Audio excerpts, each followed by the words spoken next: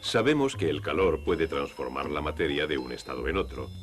El cobre, por ejemplo, se transforma en líquido a una temperatura de 1083 grados centígrados. Si la temperatura de este cobre fundido se aumentara a 2300 grados, empezaría a hervir y a convertirse en gas. Cuando el cobre se enfría, vuelve al estado sólido.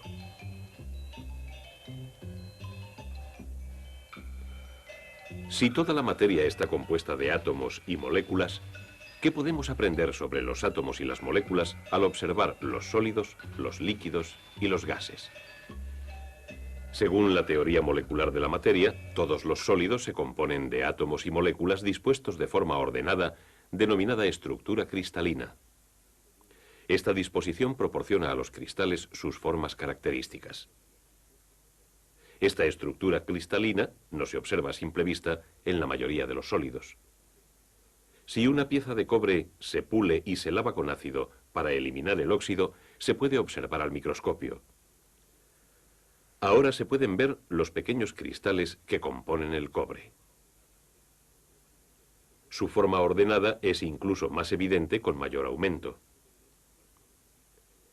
También se pueden observar los distintos tipos de cristales que componen una pieza de granito normal. Se corta una lámina de la roca con una sierra de diamante y se pule hasta que esté fina y lisa. Ahora la luz traspasa la roca. Con un microscopio los cristales se observan con gran detalle. Se pueden conseguir imágenes que normalmente no se observarían con un instrumento óptico mediante un microscopio de electrones. Se cree que estos pequeños cristales de arcilla son moléculas individuales y los científicos creen que los sólidos se componen de moléculas ordenadas.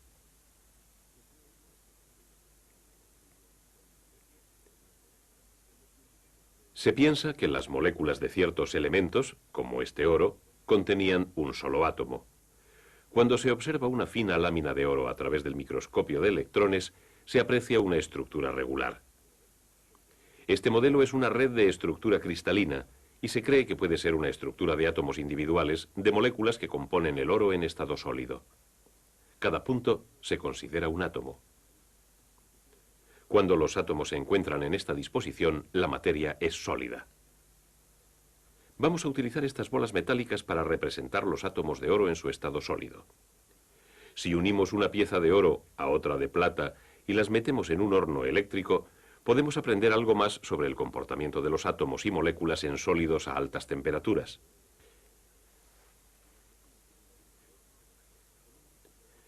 Este horno está conectado a un microscopio a través del cual podemos observar los metales. Al principio vemos que el oro y la plata se separan y se diferencian. Ahora aumentaremos la temperatura hasta los 800 grados centígrados. Esto está muy por debajo del punto de ebullición de cualquiera de los dos metales. No obstante, pronto observamos un cambio. La línea entre los metales se distingue. Al cabo de 24 horas en el horno, parece que los metales se han mezclado. Pero ¿cómo pueden dos piezas de metal mezclarse sin fundirse? ¿Cómo puede el calor haber afectado las moléculas de oro y plata para producir una nueva sustancia compuesta por los dos? En nuestro modelo, las bolitas doradas representan moléculas de oro y las plateadas moléculas de plata. Por encima de la temperatura del cero absoluto, todas las moléculas están en continuo movimiento. Los científicos creen que el movimiento de estas moléculas se produce a causa del calor. Cuanto más calor, más movimiento, incluso si las moléculas permanecen en su forma cristalina. Sin embargo, a altas temperaturas, incluso por debajo del punto de ebullición, esta estructura puede llegar a ser inestable. Entonces las moléculas individuales pueden salirse de la estructura y otras moléculas ocupar los espacios que las primeras dejan libres.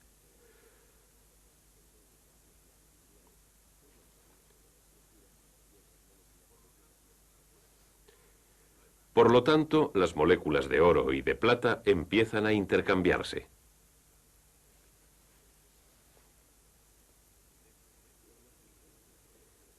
En este momento, la línea entre los dos elementos empieza a desaparecer.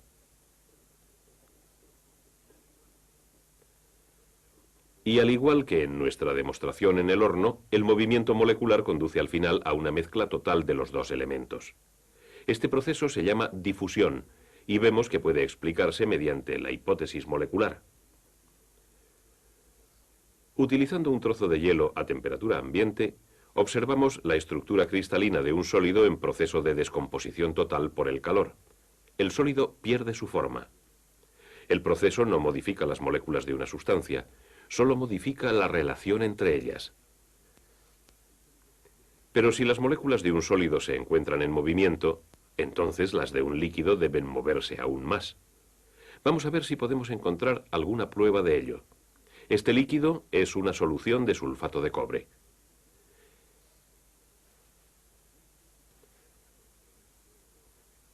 Ya que la solución de sulfato de cobre pesa más que el agua, permanece en el fondo del vaso.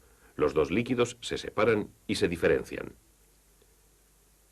Pero con el tiempo vemos que los líquidos se difunden de la misma forma que lo hicieron la plata y el oro.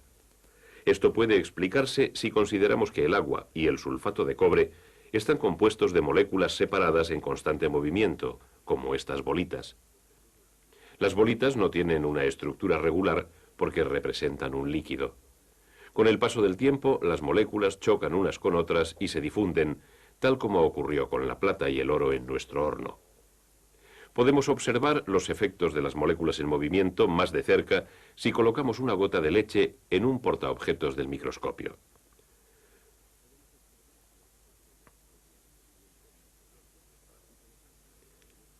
Los puntos blancos que se observan aquí son glóbulos de grasa. Están impulsados a través del líquido por las moléculas de la misma forma que este disco que representa un glóbulo de grasa es movido por las bolitas que representan las de un líquido en la leche. Con el microscopio no podemos ver directamente las moléculas del agua, solo observamos el movimiento de grandes glóbulos de grasa. La hipótesis nos conduce a deducir que las moléculas del agua existen y se mueven porque observamos los glóbulos de grasa en movimiento. Ahora veamos lo que podemos aprender del comportamiento de los gases. Sabemos que el gas se produce cuando el líquido alcanza su punto de ebullición. El mercurio es un metal en estado líquido a temperatura ambiente. Este vial contiene mercurio con pequeños trozos de cristal en la superficie. Si lo calentamos hasta su punto de ebullición, observamos que los trozos de cristal empiezan a botar. Según la teoría molecular, estos trozos son desplazados por moléculas que se escapan en cuanto el mercurio se transforma en gas. Podemos investigar más la obtención de gases con una pieza pequeña de aluminio colocada sobre un calorífero especial. Este aparato se cubre con una campana de vidrio.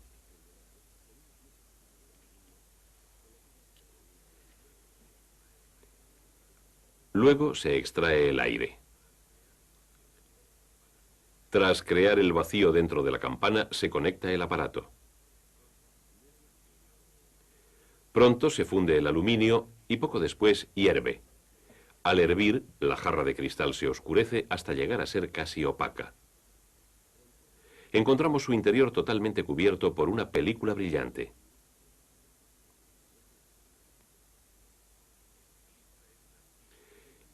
Esta película es el aluminio que se volvió sólido al enfriarse en el cristal. Otra demostración nos ayudará a comprender mejor lo que ocurre cuando se forma un gas. Se colocan dos pantallas, una cuadrada y otra triangular, entre el calorífero y el cristal.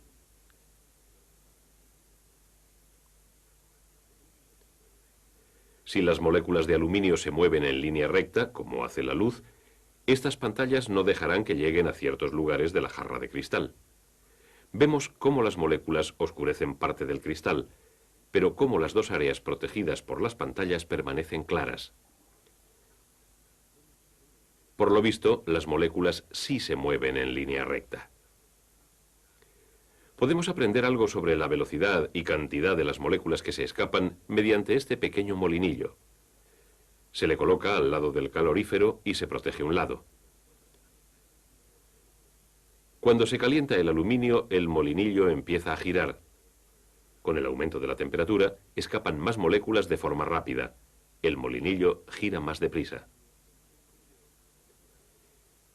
Este modelo demuestra cómo se produce un gas.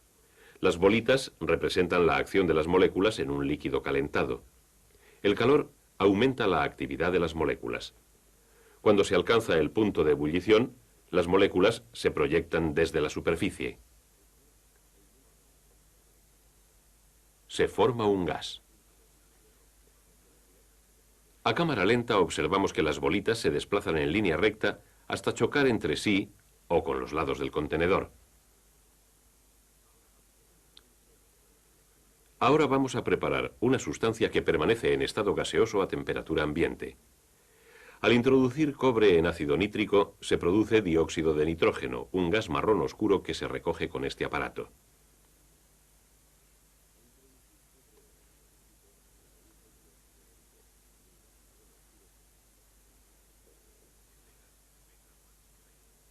Este gas pesa más que el aire. Pero, ¿qué ocurrirá si se coloca un recipiente sin tapar? ¿Veremos el mismo tipo de difusión que ocurrió entre líquidos y sólidos?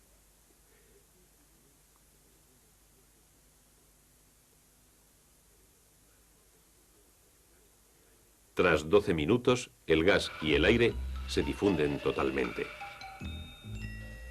También observamos el movimiento molecular del gas soltando partículas de humo en un contenedor y observándolo a través de un microscopio.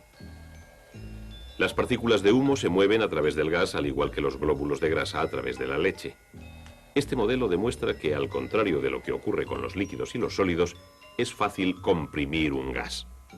Esto se debe a que las moléculas de un gas se encuentran mucho más separadas.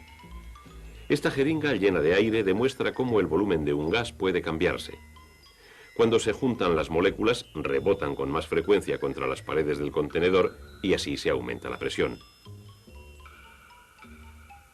Por lo tanto, observamos que el comportamiento de los gases también se explica por la teoría molecular de la materia. Es la disposición y el movimiento de las moléculas lo que determina los estados de gas, líquido y sólido.